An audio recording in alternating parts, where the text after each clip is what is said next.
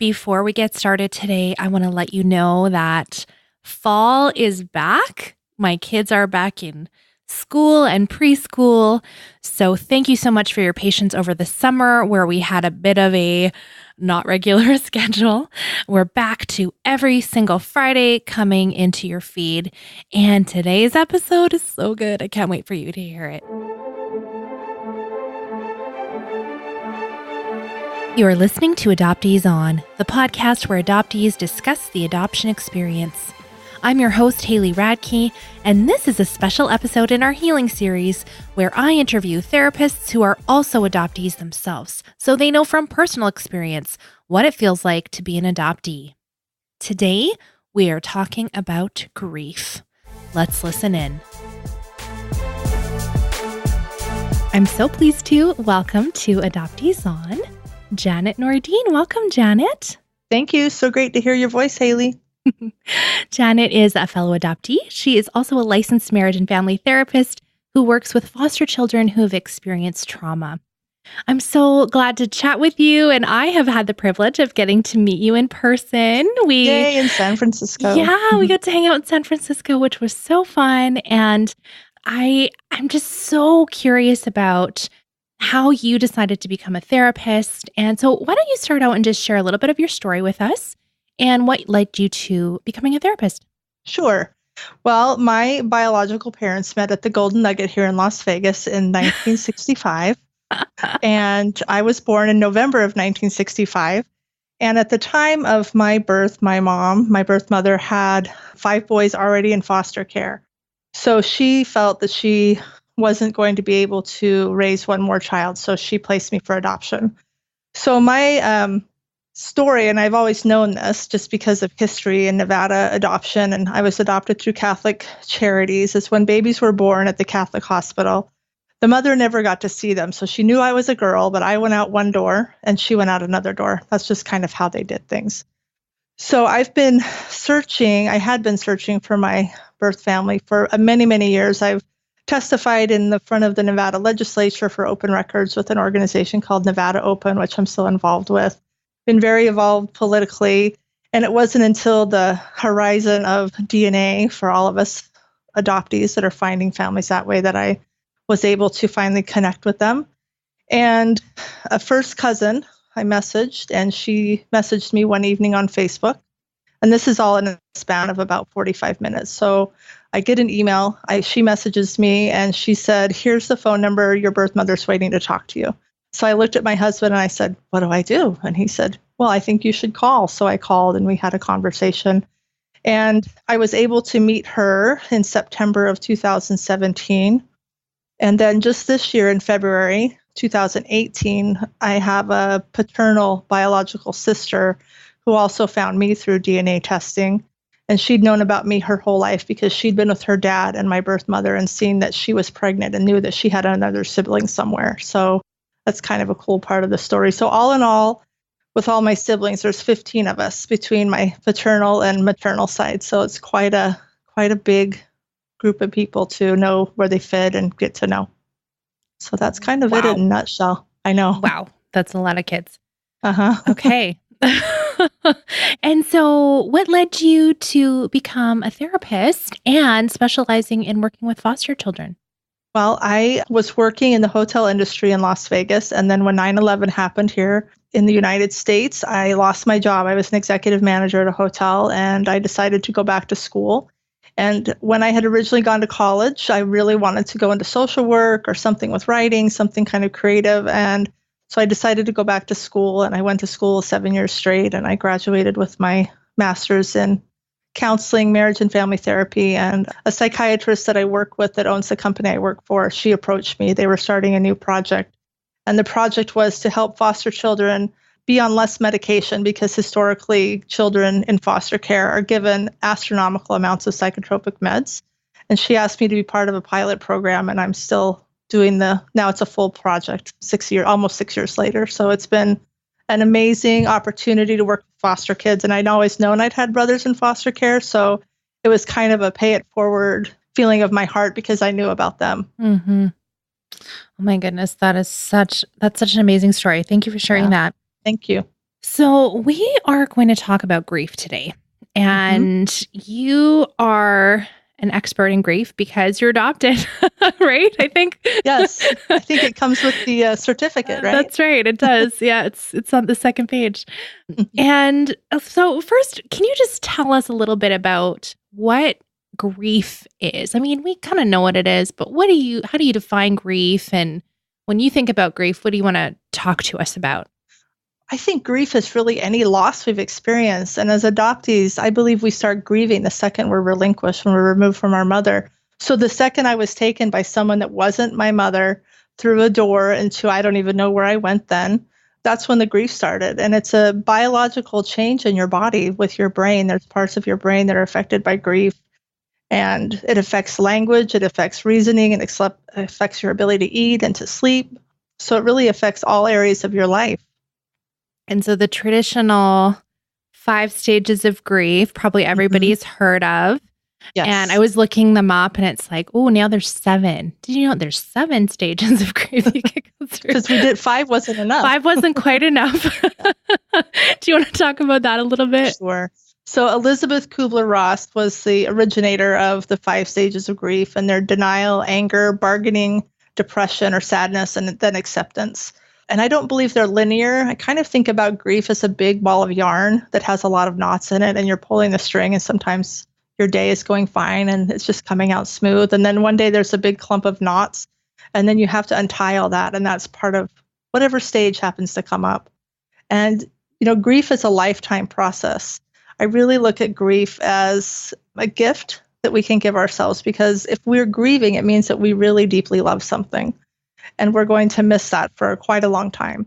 And so people that say, well, get over it and grief shouldn't last this long, or you should be better by now, they're really not honoring the process of love, I think.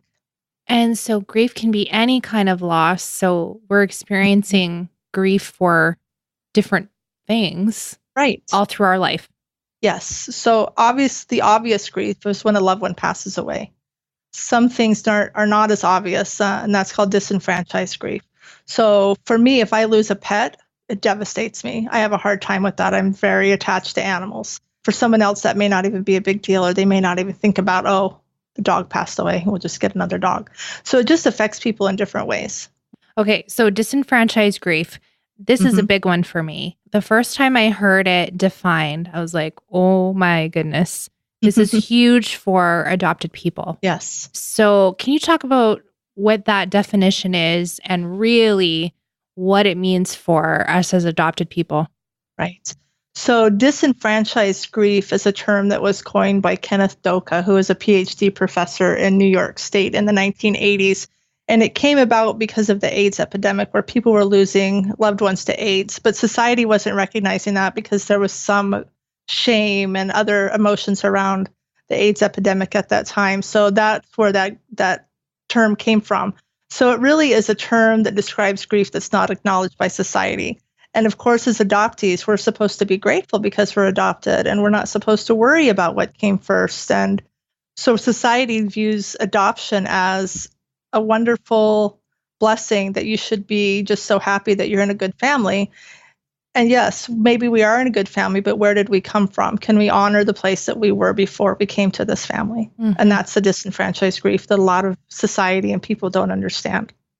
And so, like, we have the normal, if your mother passes away, everybody Hmm. will, they'll come to the funeral and they will bring you Right. your casseroles and they Yeah. will, that's The the, food chain will yes, happen. Yes. that's the acknowledgement. Mhm. And you have time. You could even have a few days off of work and Right. people might call you on her birthday to check in on you or the Right. holidays that are coming up. There's like acknowledgement. It's acceptable for you to be sad for a certain period of time, right? I mean, Right. until people are uncomfortable. Right. And then with disenfranchised, you don't get any of that. No, it's really not recognized. And I was thinking about disenfranchised grief in society. And recently, we lost 2 major celebrities. People were really had a hard time with that. But a lot of people didn't understand. You've never met these people. Why would you, be so concerned about these people you've never met? And that's a form of disenfranchised grief. Suicide, another one. people, well, that was their choice and you should be angry. People want to should all over you instead of being open to letting you feel how you feel. Mm-hmm. Mm. So what do you think is the effect on us if we're experiencing disenfranchised grief, which I believe, we are if Right. we're adopted? What's the effect of not having that grief acknowledged? If it's blocked, disenfranchised grief can turn into clinical depression, anxiety. There can be PTSD symptoms. If we don't view it as in the grief model that you typically would, like you were talking about a passing of a parent, it really pathological makes the grief that we have pathological. It turns it into a depression or an anxiety instead of acknowledging this is really grief and how can I help you heal and how can I support that? So not just like society not acknowledging, but even just the people around you. Right. Yes. So many adoptees, even their closest relationships, they can't understand, or they have a difficult time understanding, or they want you to explain it in a different way, how you feel about being adopted and what that loss feels like. So often in society, the adoption is focused on what we've gained, not what we've lost. You've gained a family, you've gained an opportunity, but we've lost. I mean, I lost 15 siblings that some of them I'll never know because they passed away before I found them. I lost relationship with cousins that I'm very close to now that I could have grown up with. I'm not saying I haven't had a great life in my adopted family, but I missed out on a lot of things, and I wish I would have had those opportunities. Mm-hmm. Do you have ways for us to get that grief acknowledged? I mean, I'm especially thinking of our immediate family, our spouse, or close friends. Sure. You're a supporter of the show. We have a secret Facebook group, and a lot of people have shared at separate occasions about the ways that they are so misunderstood, right, by that close circle to you, right? And how much of that is disenfranchised grief? I mean, really. And I also in the adoption community, and I'm in several, the adoptee Facebook groups because I'm interested in learning what people are feeling. I don't always comment, but I'm there often in reading. And the thing that I think that even adoptees don't recognize is that they're grieving. They're so focused often on anger or depression or loss of, the relationship is terrible or this thing has been done wrong to me, but they're not recognizing their deep, deep grief. And then often I think about people that have searched and they found somebody, their birth family had passed away, their birth mother was gone, or their birth father was gone. And how are they grieving that? They never met this person, yet they're gone. And what do they do with that? You're not going to get a bouquet of flowers at your door because you found a grave. It just doesn't happen. And how can people be supportive of that? So it's not just getting other people to be supportive of. You have to figure that out, that you're in the grieving process. Yeah. You need to recognize it in yourself because so often you're in that, second stage of grief in the anger. You're angry that you're adopted, the angry adoptee that so many people like to point out that we're all angry, but really we're grieving and we're in that stage of grief. And that's okay. And like you started out saying, the grief is kind of a lifetime thing. So even if you searched and you found a grave 10 years ago, or you've never searched because you're not interested, or, like you can have grief. You sure can. Yeah. Yes. Yeah. And if people don't recognize it as grief. And I think, especially with the children I work with, I'm very careful to honor where they came from. Some of these children won't be able to go back to their parents. Their parents have passed away, and that's their traditional grief, but they've also lost contact because of what's happened with their parents. There's a sense of loss that we can't put a finger on. It's really hard to describe a loss of something you never had, In my situation with my birth mother, I fantasized about who she would be for 51 years. And then I found her and I grieved the loss of that fantasy because she wasn't Carol Burnett or who I thought she might be. I had to remind her what year I was born and where I was born because she'd been told, forget me. So I had to grieve the fact that she had forgotten where I was and where I fit into her life. So once I was able to grieve that and I was able to meet her, that experience was wonderful for me. It was a one-time meeting, but it was 7 hours of my life that I waited for. Mm. And I grieved that I only got those 7 hours. So you're listening to this show and you're thinking, am I just angry? Am I grieving? Like how are you, what's your next step to like think about this and explore this? Like, how do you realize actually I'm in the middle of a grieving process, which is not linear? Right. It's a big ball of ugly yarn. Yeah. How do you sort of like awake to that, I guess? I think you just have to really sit and think about, is this grief? If I get under my anger, what's under my anger? Because that anger is a secondary emotion. All kinds of things fuel the anger. Fear can fuel the anger, sadness, all of those things. So what's really under that? What is it that I'm missing? And for me, in my own process of healing, grief was the missing piece. I had to recognize, I'm really grieving so many things in my adoption. I'm a happy person. I mean, I'm really a positive person, but there's this underlying, always has been a river of melancholy, I call it, where I just kind of floated in that sadness. And then I recognized I'm really grieving. That's what that feeling is. And it's not going to take me out. It's not going to take over my life, but I acknowledged it. I'm able to work on it. I went to therapy. I still go to therapy. And I really want to be able to process it in a way that makes sense for me and my body and my brain. So as we're talking about this, the thing that's getting stuck in my head, Janet, is just that phrase that we all talk about, coming out of the fog. It's like, this feels kind of linked to me. Right. Is coming out of the fog meaning you're just waking up to grief? Doesn't that? Yeah, it really does. But once we grieve and acknowledge the grief, we can move on to something else. I mean, it's still going to be there, but we can still be happy in our lives. We can still have joy. It doesn't have to overcome us every day of our life. Okay, so acknowledging the grief, what does that look like? Well, I really work from a holistic Gestalt perspective in therapy, and that's kind of how my brain works. So when your body and your brain can work together and you can acknowledge, I fully accept myself even though I'm still grieving. I fully accept myself even though I still feel I was cheated out of years with my family. It's acceptance of self and acknowledging your emotions. It doesn't make you a bad person because you're grieving. It doesn't make you incapable of getting out of bed or incapable of leaving the house. Some days it might, and that's okay too. But acknowledging where it's coming from and not letting it become debilitating is the key, and seeking out support and help. Mm-hmm. And it doesn't make you weak to acknowledge that you're grieving. No, absolutely not. In fact, no, the opposite. It makes you stronger. When you can acknowledge your emotion, I feel like you become a stronger person because you're recognizing who you are. That's good. Recognizing who you are. I like that. And really, isn't the most counterintuitive thing we do as humans is to, when we're in pain, is to just not let it happen. I'm not gonna have this pain because, it's just too much. Our instinct is to resist. But really, when you let the pain happen, it'll help you more than it will hurt you. If you can just walk through it. Are you saying some of us try and numb pain? Is that what you're saying? Possibly, yes. Possibly, yes. Myself included.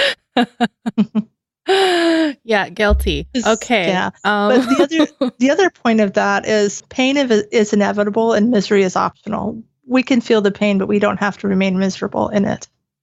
So if we've acknowledged that maybe what we're experiencing is grief and we're ready to look underneath, we're ready to do this thing. Pick up that little rock.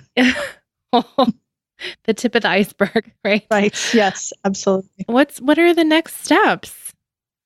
Well, seeking support. If you have a supportive network of friends that will just sit with you if you need to cry. Do you have a helping professional, a therapist, a social worker, somebody that you can see? Can you go to a support group? Lots of places have support groups for grief. Can you find a ritual that works for you?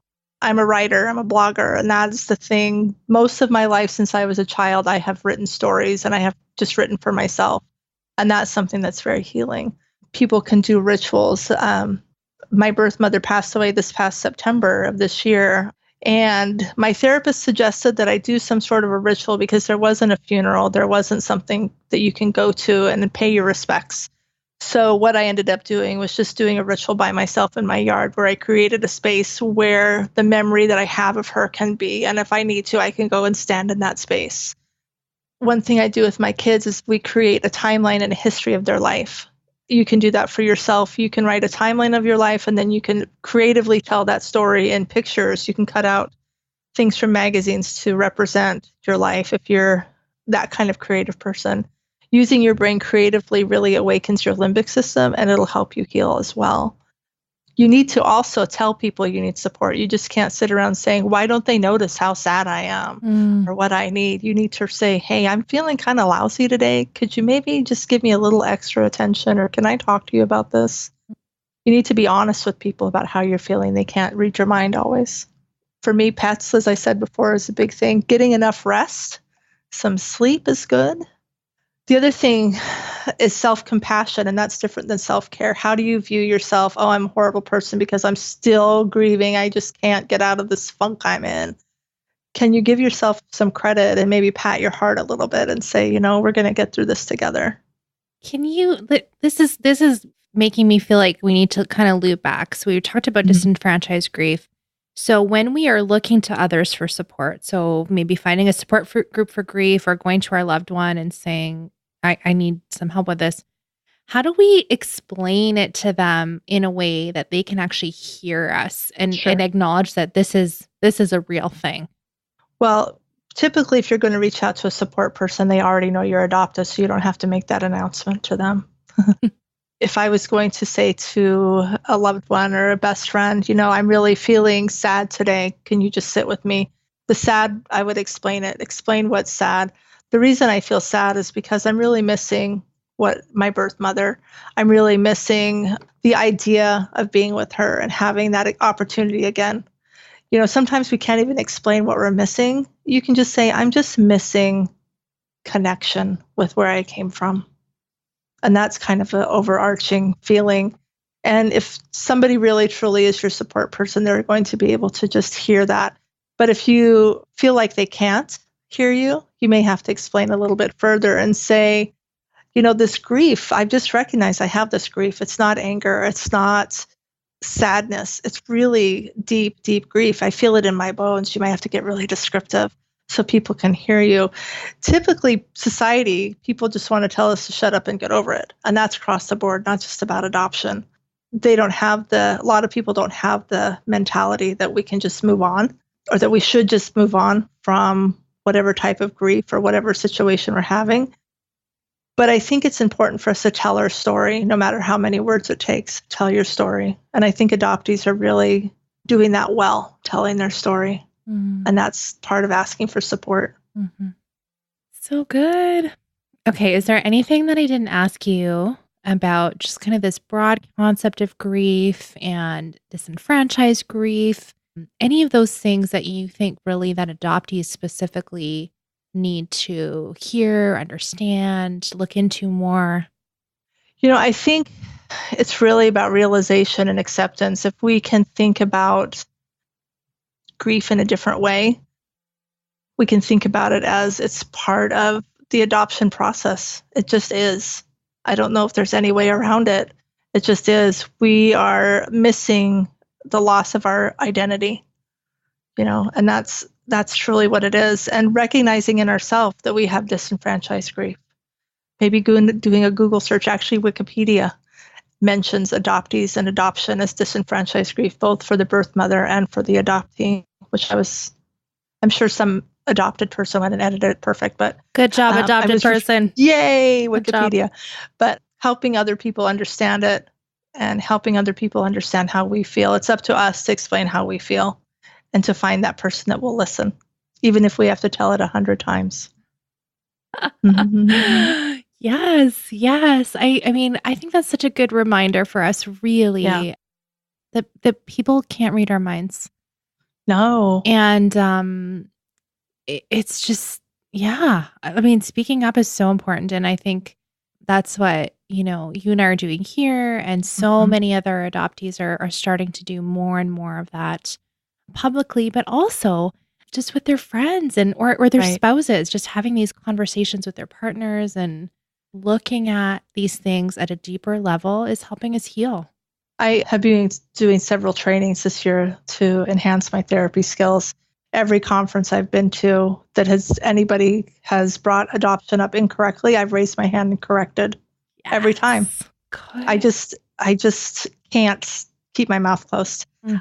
I need to speak up, and I need other clinicians to understand that adoption is trauma. Mhm. And I've had some odd looks and some heads turn, and then people have come up privately and talked to me, and it's been a really good experience.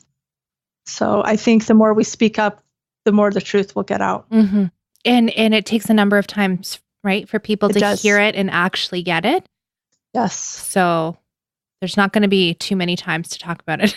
right. And each time I do it, it heals another place in me each time, Mm-hmm. because I get more and more courage and more confidence in my own story and in my ability to share what it's like to be adopted and how I grieve Absolutely. and how adoptees grieve. Yeah, absolutely.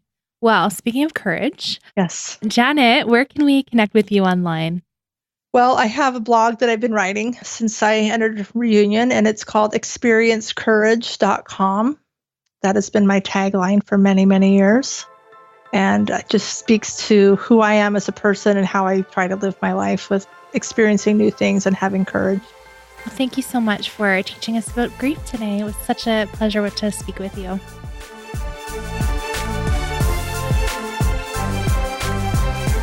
We have a Adoptees On book club starting right away.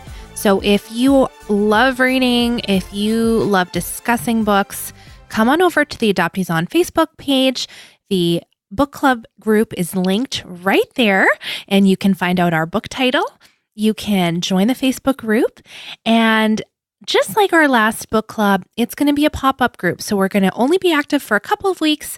Then we'll archive the group and wait until we have our next book club. So it's not a long-term commitment, just a couple weeks. So go over to Adoptees On Facebook page and join us.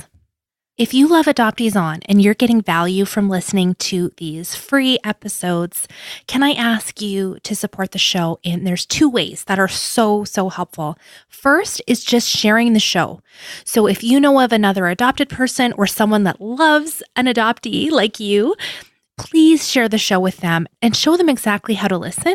Sometimes people don't even know they have a built-in podcast app on their iPhone, or if they're on an Android, they can get kind of confused. So you can show them how to listen on Spotify or Google Play or however you like to listen.